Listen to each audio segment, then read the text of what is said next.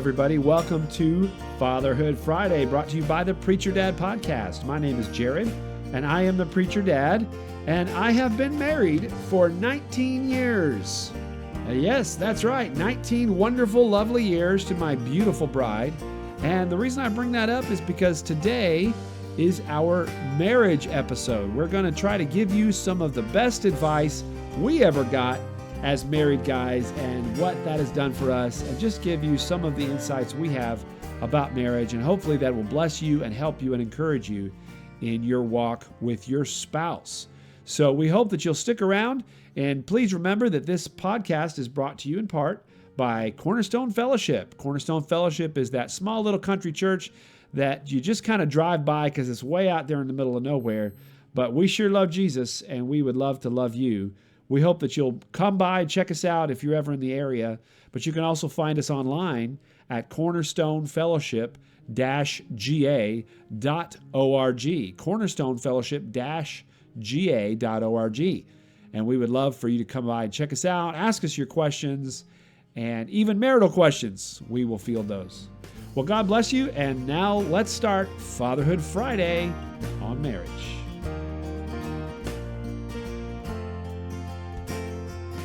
Well, hello, all you 12 or 13 listeners out there. Welcome to Fatherhood Friday. And tonight I'm here with my brother, Tony the Fireman Russell. He is here to put out your marriage fires. No, he's not. But we are here to give you some marriage advice, marital advice. That's right. All of your marriage problems are over tonight because we are going to solve everything for you. The answer is have lots of sex. No, I'm sorry. That's not the answer. No, but, that's the answer. Well, it might be. I mean, it's possible. I'm willing to try. almost anything that goes wrong in our house. I'm like, we could try to have sex. I mean, that might work. But no, we just want to try to give some, maybe our favorite tips of advice that we've been given, the best scriptures that we've seen on the subject, things that might be helpful to you. We know that not everybody out there that's listening is married, but this hopefully will help you one day should God lead you into a marriage, or maybe your marriage is struggling. Maybe this will help you. Maybe your marriage isn't struggling, and this will still help you because definitely marriage is something that is it is a work in progress. It takes a lot of effort. I mean, I think that my marriage is one of the best things that's ever happened to me. But it's also one of the hardest things I've ever had to do because it just takes a lot of effort to unite your life with someone else. Even if you don't marry them and sleep in the same bed, if you just unite your life with anybody else on a day-to-day basis, that is work. It's hard. And even people that agree on most things don't agree 100% of the time and have to work through those things. But Tony, just how long have you and Angela been married? Well, today actually is funny enough is our anniversary of getting engaged. So, oh, great. And I'm not one of these sweet, thoughtful men that just knew that off the top of his head. I was in a conversation where I was reminded of that last night. So, like most of you guys, it's kind of sneak up on you from time to time. Yep. So, but we're going into 19 years this year. So next year will be our 20th. So in September, we will have our 19-year anniversary. And I would say I've probably been doing this long enough to be considered a professional. I definitely do not have all of the answers. Wait a minute. Somebody paid you to marry your wife? I mean, I wish, but so I would say that I have been compensated quite beyond my services. But we have 3 kids. We've moved all over the place together. I've been through a couple different career shifts with her, and she's been the loving, supportive rock 100% of the time, all the way through it. I agree 100% with your preface there. The marriage it's both the most beautiful thing that you can conquer in life, but it is also extraordinarily difficult. And it's not difficult because my spouse is just so hard to get along with. It's difficult because I'm so hard to get along with. So it's, um, but there's the We have to typically that. lay down our life in order to get along with the other person, and that's what's hard. Yeah, and that there's so much of the tension that gets created inside of marriage is not based around what you guys are actually communicating together. It's what your dumb internal voice is misinterpreting for you on your behalf, that it wants to turn into tension. So learning how to fight that, combat that, and identify where you're mad at something that's never existed, is a humbling but necessary aspect of growing in your marriage. But um, the I don't really know where to go or where to start with marriage advice. The everybody's journey is so very different, and Well, what's one sometimes thing that's helped you? What's one thing that's helped y'all in your marriage? A piece of advice that you're like, man, that was rock solid. something that's really helped me, I guess, probably within, I'd say more so in the last 5 years or so.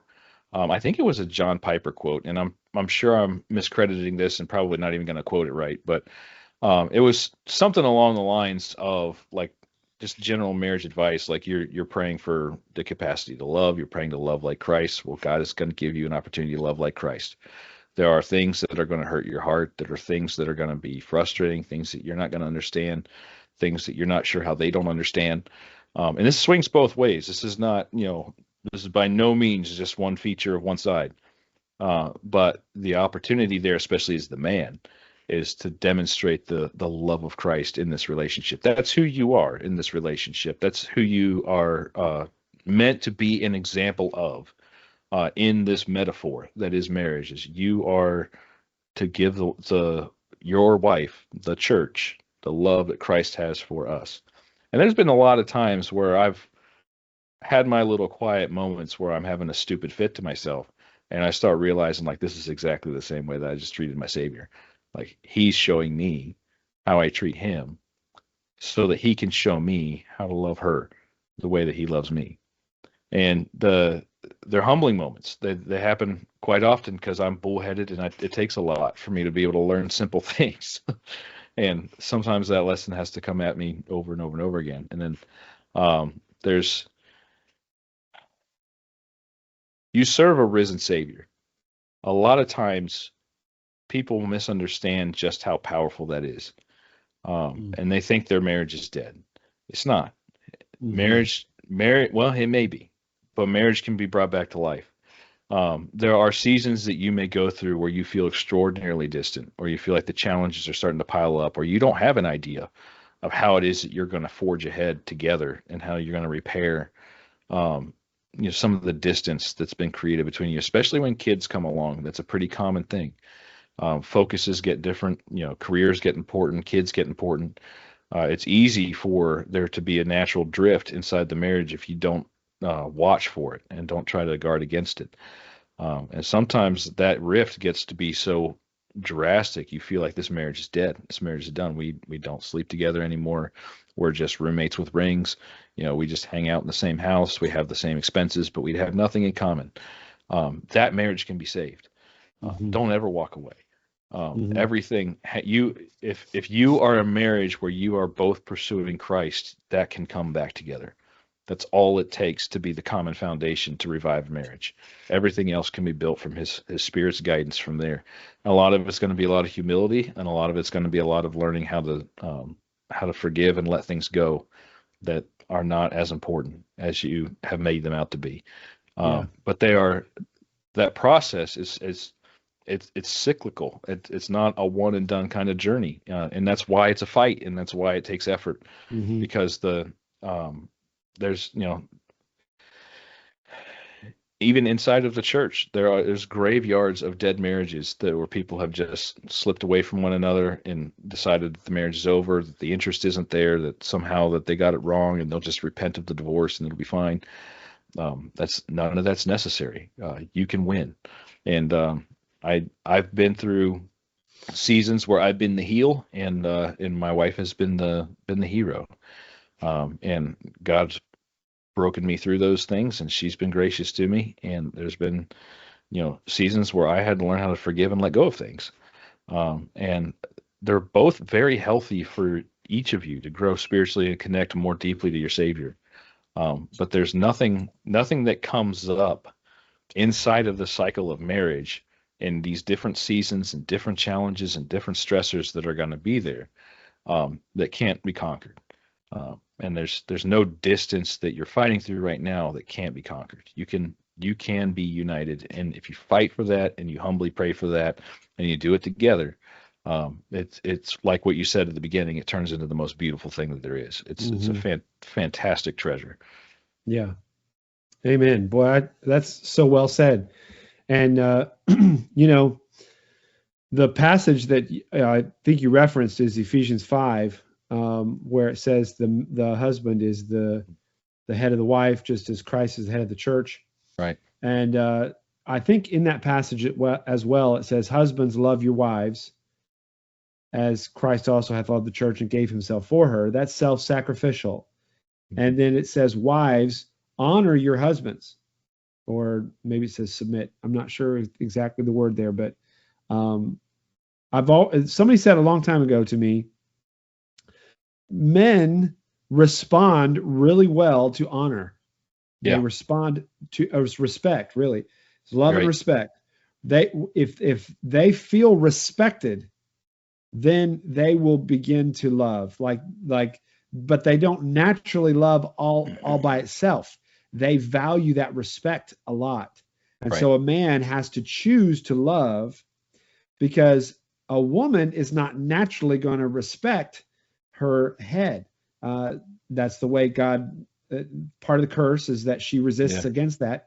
And so she does not naturally respect her husband, but she's more natural to love. Like, loving is the easy thing for her. It's the natural response in many situations for her to show love. That's why the Lord said to women, respect your husbands. And he said to men, love your wives, because that's a cycle too.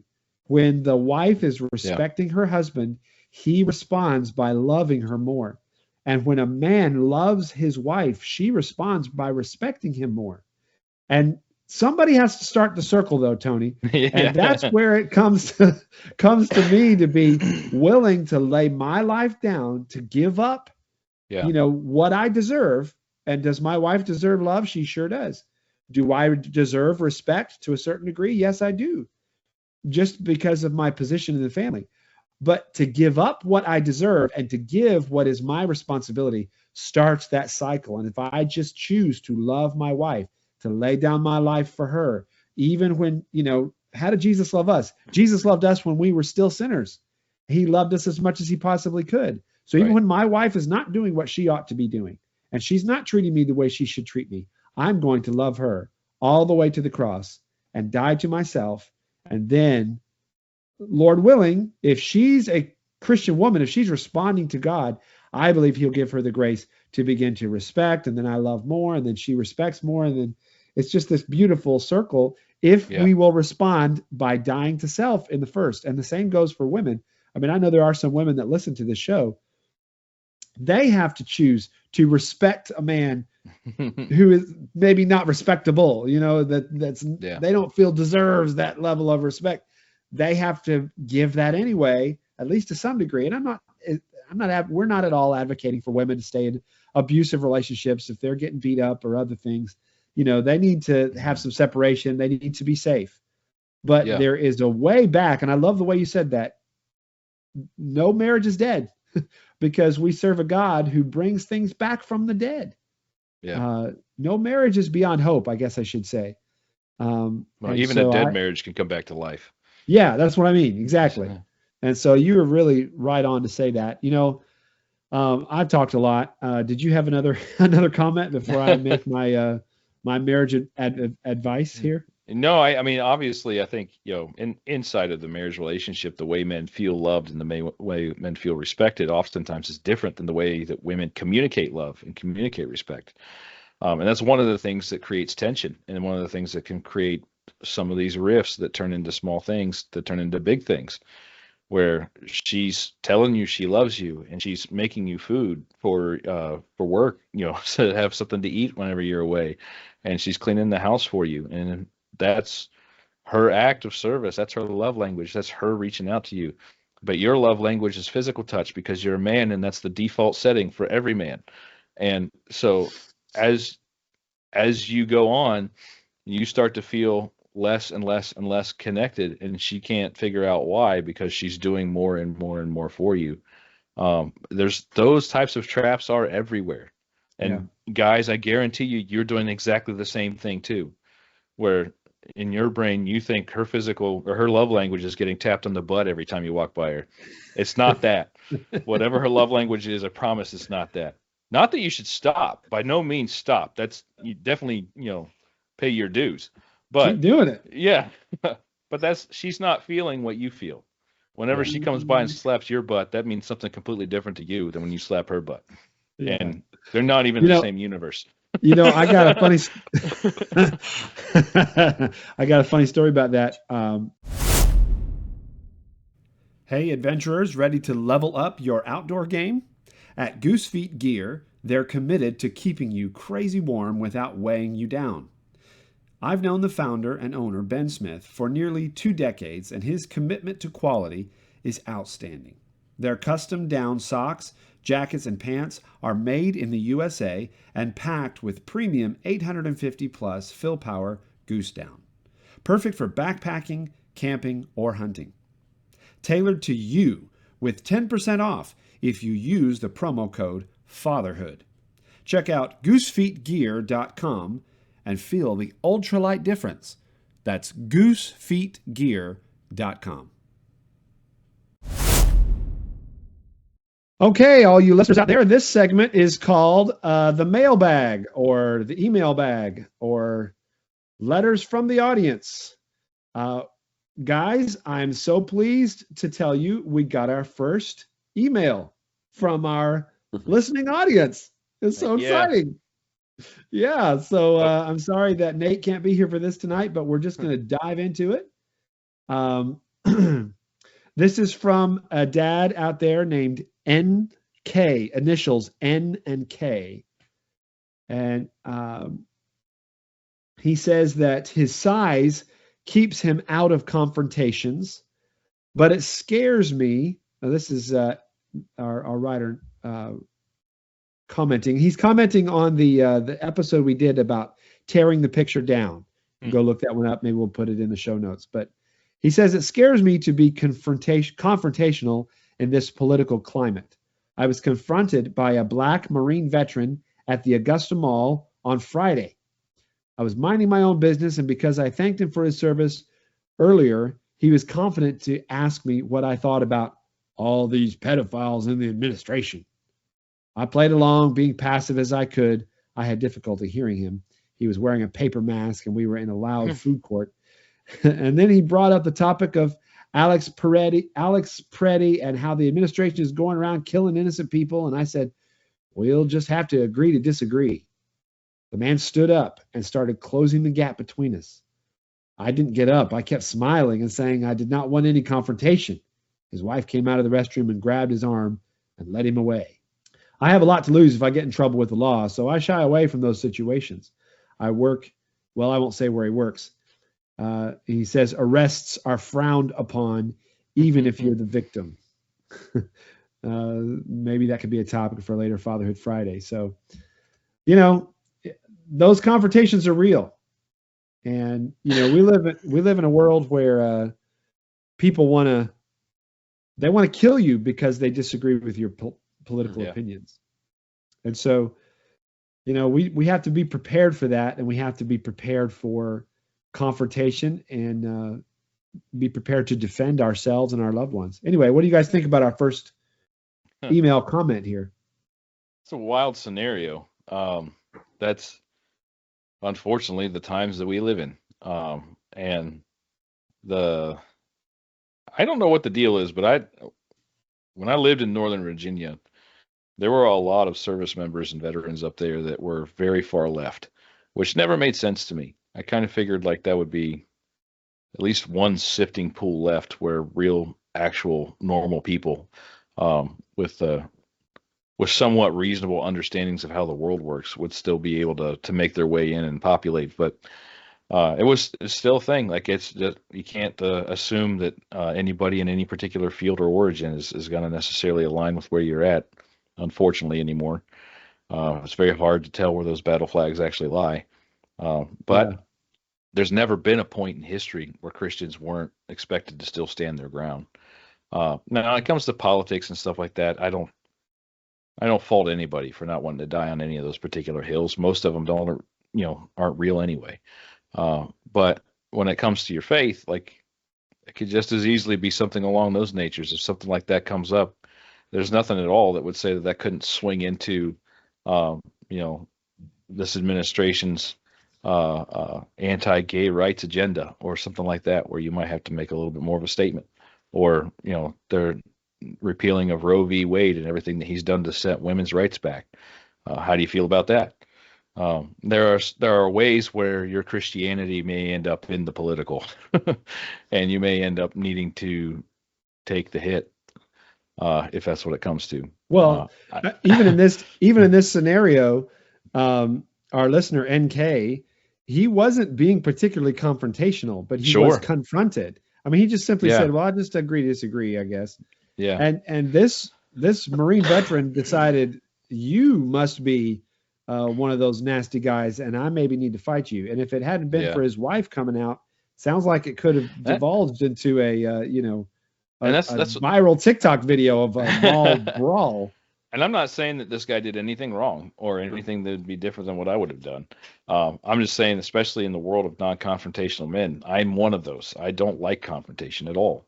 Um, I tend to try to survive more than I try to make a statement. If that makes sense. And a lot of men are like that. That's kind of a natural instinct, especially if you have something that's needs you to survive.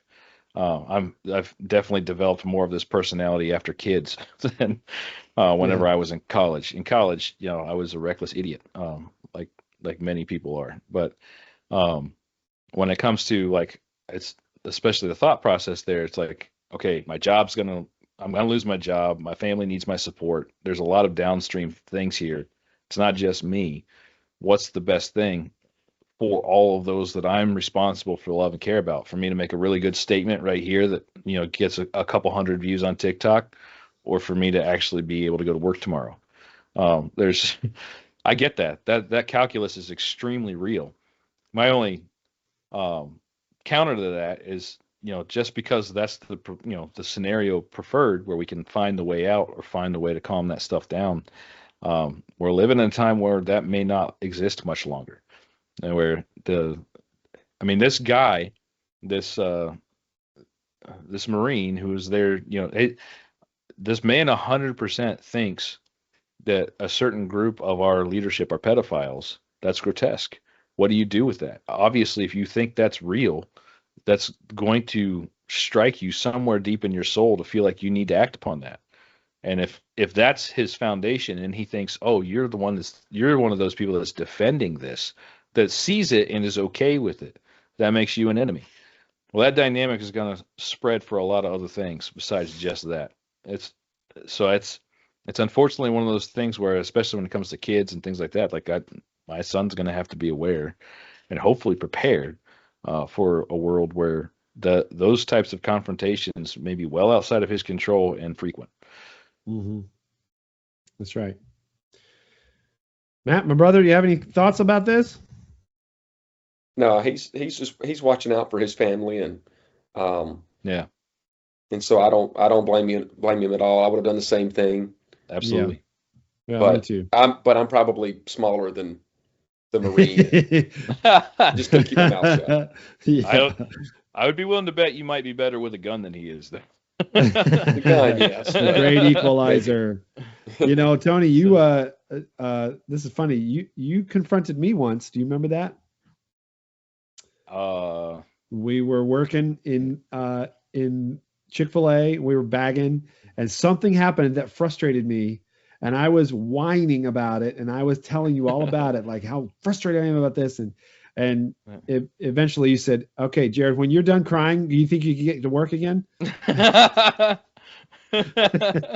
I went, "Okay," and I just shut up, and we just did the work. And as I kept working, I realized how right you were. And I told you later, I said, hey, thank you. You were right. I'm sorry.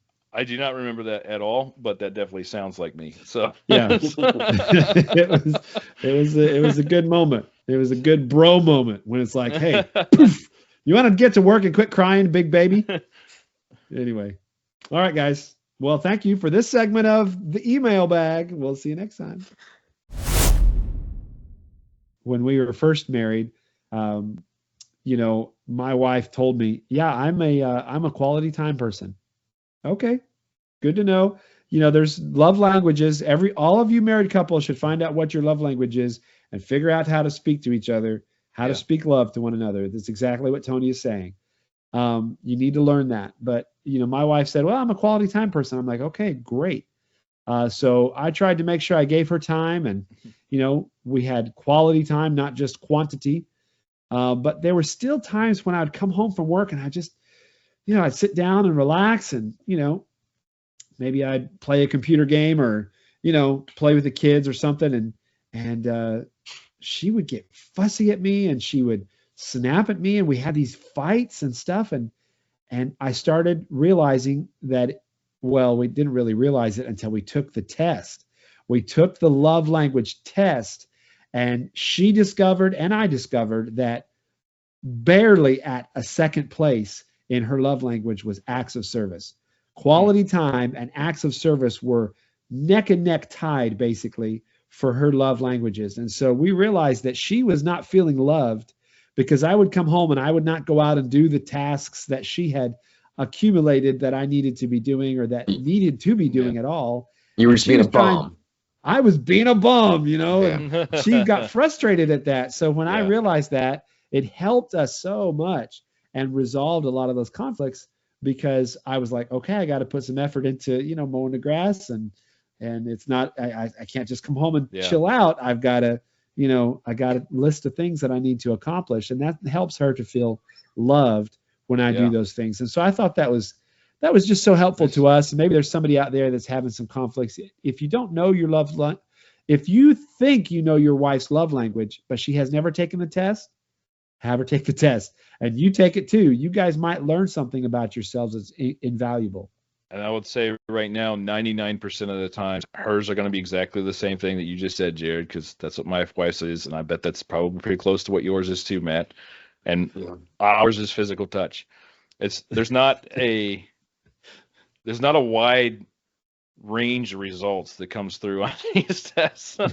Now, of course, there's going to be other things along the side. Gifts is certainly in there too, I'm sure, and words of affirmation. You got to think about your number two, Tony. You got to think about your number two. That's important. My whole point in even saying any of that kind of stuff is like what you're talking about with acts of service and stuff like that. Sometimes, and this I'm using this example, but please understand this barn door swings both ways. Both men and women do this to each other, and it's one of those things that kills connection in your marriage and is completely unnecessary. But your wife may have a list of things that she wants you to do. You come home and you ask for that list because you want to serve and you want to indicate love for her. And she's upset because you don't know what that list is already. That if you were just observant enough, you would be able to figure out exactly the list. Ladies, don't do that. That's stupid. That you are setting yourself up to be hurt for no reason. Guys, you do this too. Guys do exactly the same thing. If she loved me and connected with me in a real way, she would understand what I want right now. Anytime you're thinking in that frame of mind, you are losing. You are losing. Wrong. Yeah. It is okay to tell your partner what it is that you feel like you need. And 99% of the time, especially if it's a healthy relationship, your partner is going to want to respond to your need with what you need. Jared, whenever you go do those acts of service, it's not because you just love doing those particular things. It's because I finally have clarity that this is something that will mean something to my wife, that this is an effort that's going to be worthwhile. And it's helpful. It's the same thing the other way. Guys, if you need a certain thing from your wife, I know men who allow themselves to get crushed because of some other history of stupid relationships that they've had where some other lady figured something out a certain way. And if my wife really loved me this way, she would figure it out too. That's garbage and that's satanic. You don't need to let that into your marriage. You need to let your wife know what you're thinking. That's your responsibility as the man. It's okay. And it doesn't mean she loves you less because she didn't think of it first. She loves you significantly whenever she decides, okay, I know this is what he wants. This is what I'm going to do. Take that love. Accept love from one another. People a lot of times like to throw out these hidden qualifiers that completely block out their partner from being able to express love to them when that's exactly what they're trying to do. Do not do that. Fight that. That's where your battle is inside your own heart and your own head, and that's where that humility piece comes in.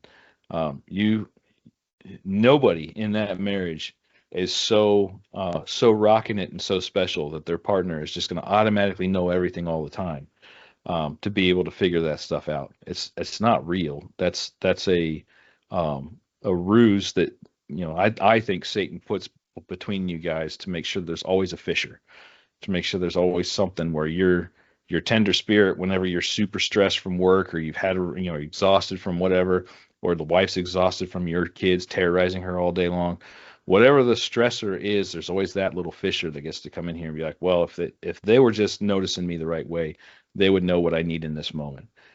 Always throw that in the garbage. That's always a lie.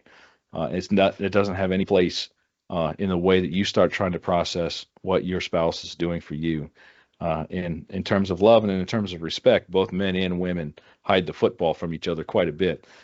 You don't have to do that. Let them know exactly where it is so they can line up with a great kick. That's great. That's great advice, Tony.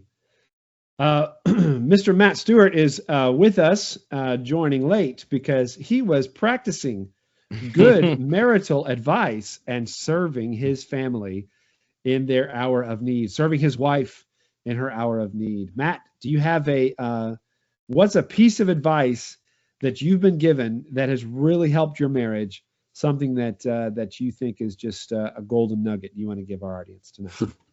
Well, first of all, let me correct you, Tony. Something you said a couple of minutes ago just really aggravates me too. Don't use the word partner.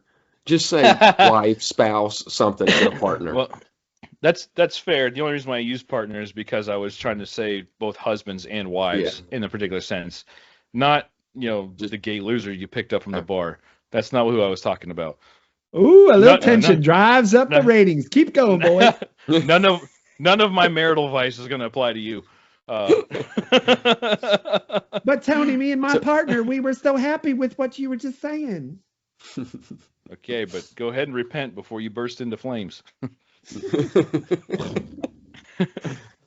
So, kind of like in the last episode we talked about, I'm like, I'd never really had the talk. My dad never had the talk with me. And you asked me just then, Jared, what's some advice I was given? I don't even know. Like, I can't remember any advice. I'm sure there was some along the way that was good, but we did start out our marriage. We read a book called When Sinners Say I Do. And so that was helpful, like looking at any problem, like, hey, what have I done to contribute to that? Because if you're always going to point your finger at your spouse, then that's not healthy. So that was good. But I would say my biggest thing, at least right now, as y'all were talking about love languages, I heard some of that, and even the situation I had a few minutes ago, I got a text that said Samuel just threw up in his bed, please help. And he's 3 years old, and it was actually kind of weird. He threw up on his pillow, just right there beside his mouth, and he didn't even wake up. And so it was weird. But anyway, to say all that, she wants to know that she is important to me. So if I would have texted back and said, I can't right now, I'm right in the middle of this, she would have been upset, obviously.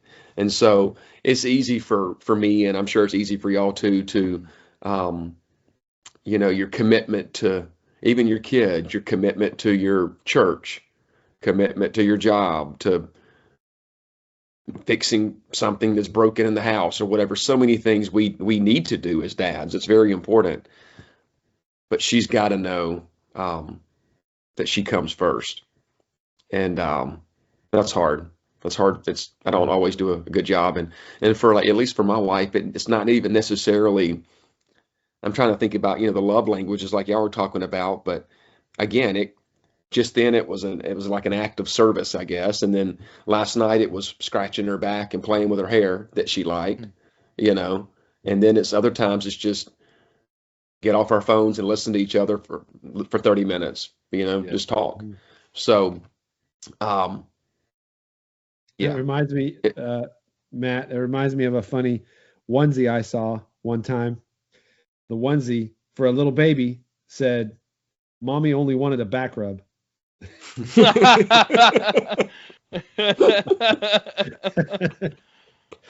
That's really good. Yeah, it's funny. It's funny. But that's good advice. That's good advice. And I think that it just takes, we were saying a minute ago, it just takes work. And you have to be willing to work hard at making sure your wife feels important. But it's worth the effort. I think that the reward for that, and I'm not just talking about better sex, men. Yeah. I'm talking about a real connection and a unity with your spouse that is just so special. It's worth the work. It is work, but it's worth it. It's worth having and pursuing. So pursue your wife, man. If this is Fatherhood Friday, this weekend, pursue your wife. Put your phone down. Try for just an hour. Put it down and say, "Hey, babe, how are you doing?" I mean, that's golden to a wife. She's just, wow. He just asked me how I'm doing.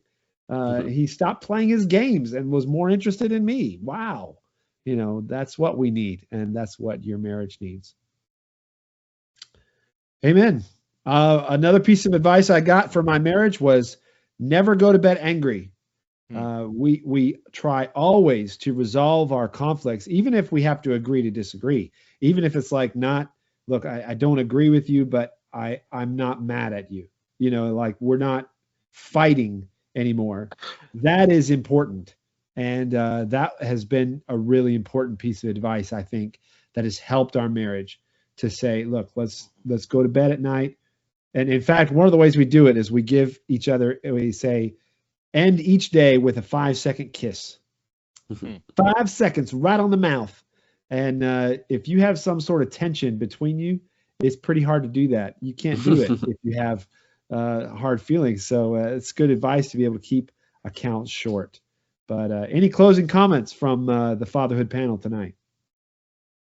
One other thing that I just thought about, and I wouldn't say it's as important as the other thing I mentioned, but I don't really like the saying, if mama ain't happy, nobody's happy or whatever, but it should be our goal to create a joyful home, right? And if the house is falling apart and she's always, and if, our wives are at home every day, right, with their kids, and if there's problems in the house or if there's light bulbs that need to be replaced or if something, if I've left a mess, it just, she's just not as joyful as she should be, right?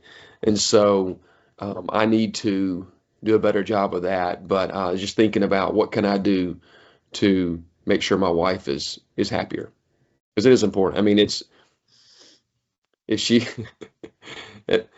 there's been many times where I've done something that put her in a bad mood, and it rubs off on the kids, and then I get home and I'm in a bad mood because the kids are in and so I think that should be one of our goals as husbands, and the way we love our wives is, and if she wants a beautiful house, it doesn't have to, you don't have to, like I should support her in that.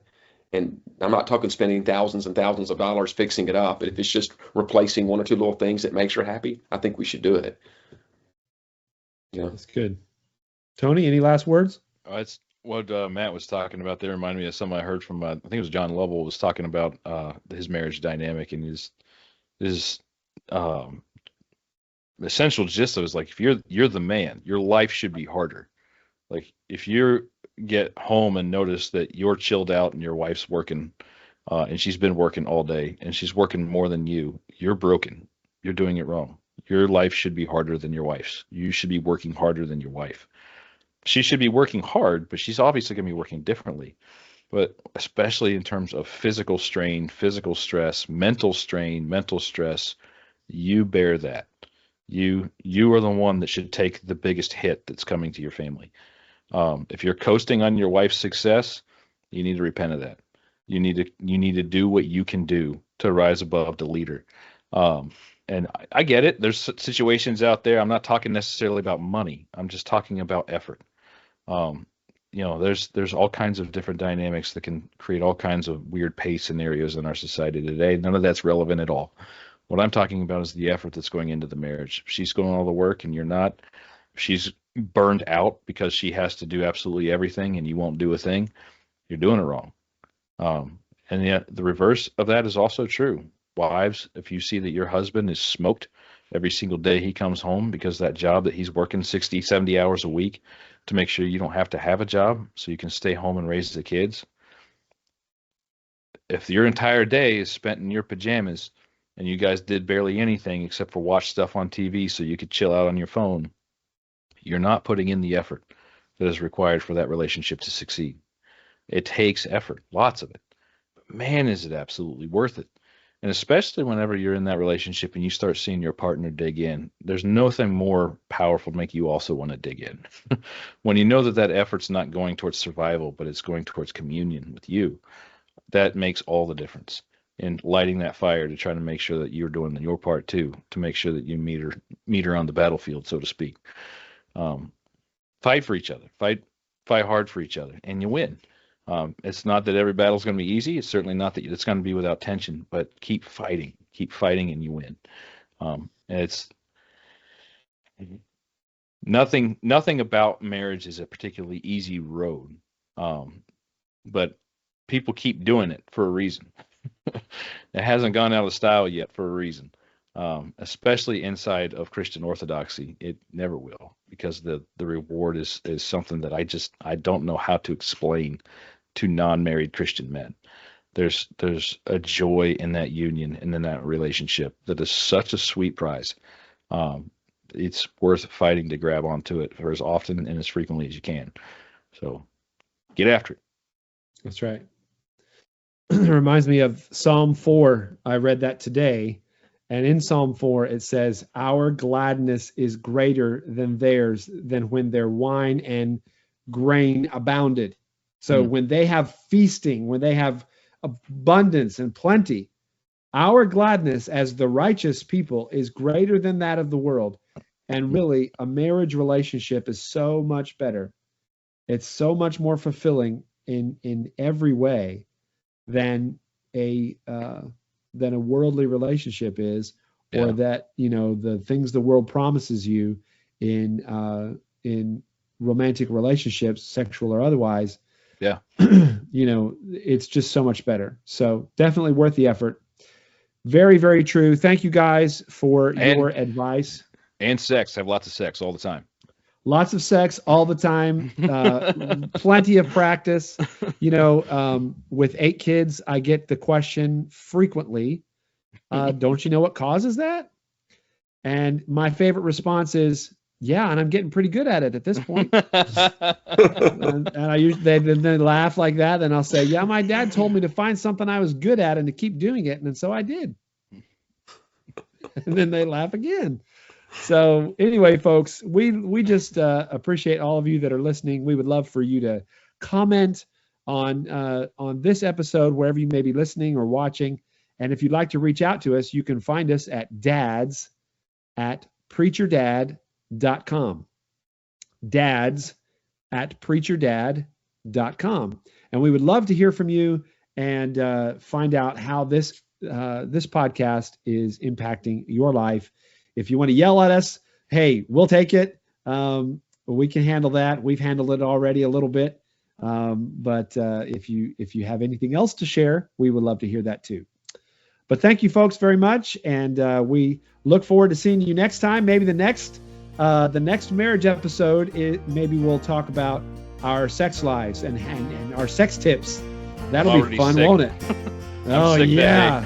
I'm sick that day. Maybe I'll just tell me and Matt, because we have the greatest track record here. But anyway, we sure appreciate all of you out there that are listening, and we look forward to seeing you next time on Fatherhood Friday. Good night.